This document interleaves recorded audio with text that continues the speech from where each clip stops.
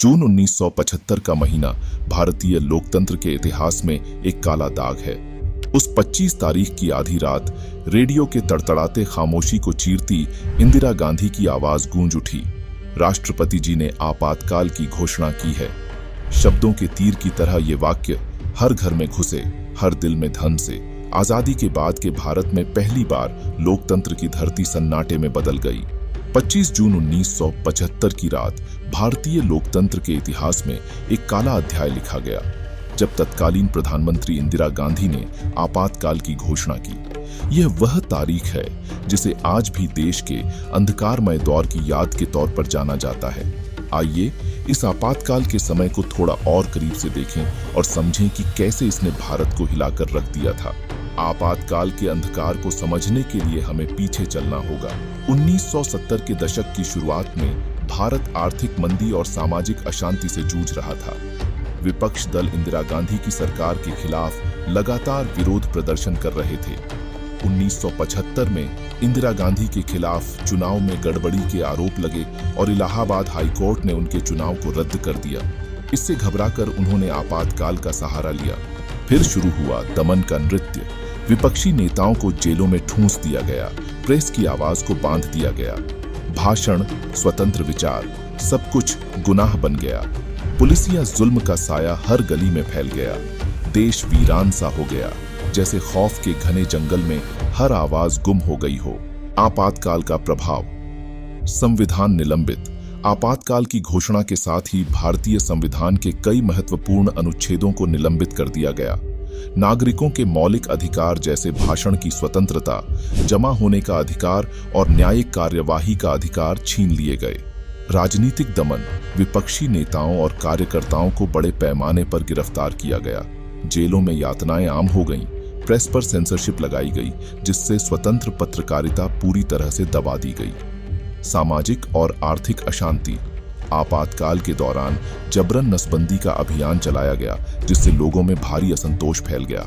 अर्थव्यवस्था में भी गिरावट आई, जिससे बेरोजगारी बढ़ी और गरीबी फैली। लेकिन इस अंधकार के भीतर भी चिंगारी सुलग रही थी। जयप्रकाश नारायण और अटल बिहारी वाजपेयी जैसे महान नेताओं ने आवाज उठाई। जनता में असंतोष की लहर दौड़ पड़ी।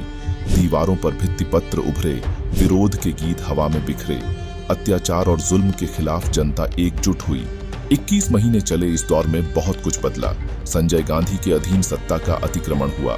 जबरन नसबंदी अभियान से जनता त्रस्त हुई, लेकिन इसी दौरान सत्ता के खिलाफ लहर भी उठी। लोगों ने लोकतंत्र की ताकत को पहचाना, उसके लिए लड़ना सीखा। आखिरकार 1977 में इंदिरा गांधी की हार हुई। जनता ने आपातकाल के घावों पर मरहम लगाने का चुनाव किया। लोकतंत्र ने सांस ली। स्वतंत्रता की किरणें फिर चमकी। छठी लोकसभा के सदस्यों का चुनाव करने के लिए भारत में 16 से 20 मार्च 1977 के बीच आम चुनाव हुए। चुनावों में भारतीय राष्ट्रीय कांग्रेस (INC) की भारी हार हुई।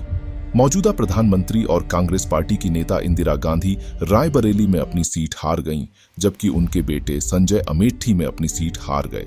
आपातकाल को हटाकर लोकतंत्र की बहाली के आह्वान को विपक्षी जनता गठबंधन की व्यापक जीत का एक प्रमुख कारण माना जाता है, जिसके नेता मोरारजी देसाई ने 24 मार्च को भारत के चौथे प्रधानमंत्री के रूप में शपथ ली थी।